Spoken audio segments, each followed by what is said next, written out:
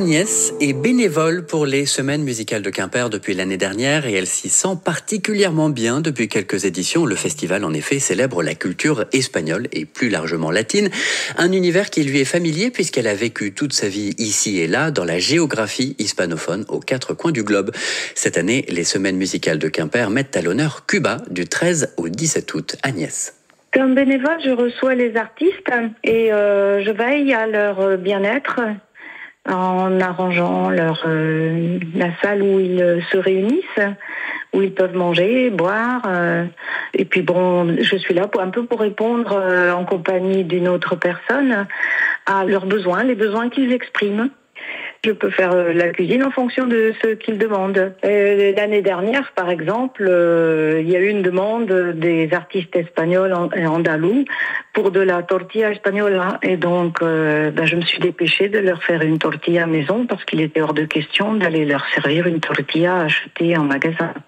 Et je mets les fleurs de mon jardin, des gros bouquets un peu partout dans leur loge, sur la table où ils mangent, et comme ça, ils sont reçus, je veux dire un peu comme à la maison, mais de la manière la plus simple et cordiale qui soit possible. Agnès, au micro de Juliette Borda, au sujet de ses tâches de bénévole. Agnès assiste aux conférences et aux concerts dans les plus beaux espaces de Quimper. Agnès gère l'accueil des artistes et regrette un peu qu'ils ne puissent pas davantage profiter des lieux et de la Bretagne en général, mais vie d'artiste oblige, ils ne peuvent pas s'éterniser.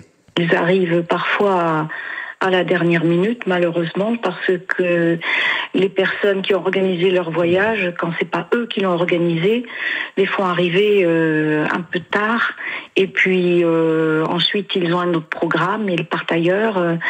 On aimerait bien leur faire visiter l'endroit, Quimper, les environs. Et ça pourrait peut-être leur être proposé à l'avance, mais je pense que l'été, ils sont très souvent sollicités pour de nombreux concerts et ils n'ont pas le temps de rester. Les concerts ont lieu dans une cour de l'évêché, donc derrière les remparts. C'est un lieu assez privilégié, en plein centre-ville. Bien sûr, au niveau architectural, je pense que notre région n'a pas à pâlir face à d'autres régions, avec ses calvaires, ses enclos paroissiaux, ses églises, ses châteaux, ses chapelles, et puis ses paysages aussi. Notre auditrice Agnès, nous l'avons dit un peu plus tôt, elle a posé ses valises un peu partout dans le monde latin. Nous en avons profité pour lui demander de nous faire quelques recommandations musicales. Agnès. Et vivant à Mexico, j'ai eu l'occasion d'entendre Pablo Milanés et Silvio Rodríguez à l'époque, ce qui m'avait enchanté. C'était assez extraordinaire, le succès, l'acclamation qu'ils avaient eue à l'Auditorio Nacional de Mexico. Et par la suite, à Paris, d'avoir pu aussi voir Compay Segundo, et de m'imprégner de plus en plus de cette musique grâce à la Nueva Trova Cubana. Et bien sûr, maintenant, il y a Roberto Fonseca et tant d'autres artistes qui méritent d'être écoutés.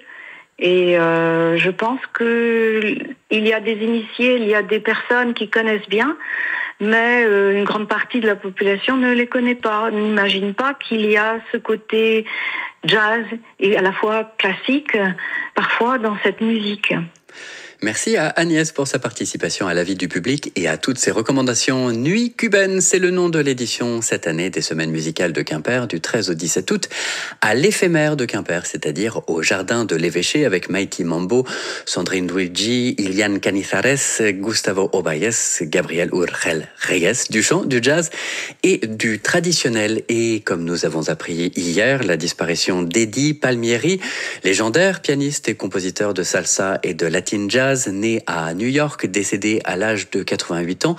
Nous allons en écouter quelques minutes. Eddie Palmieri, figure incontournable de la musique afro-caribéenne. Il avait marqué l'histoire en fondant la Perfecta en 1961 et en remportant 9 Grammy Awards au cours de sa carrière.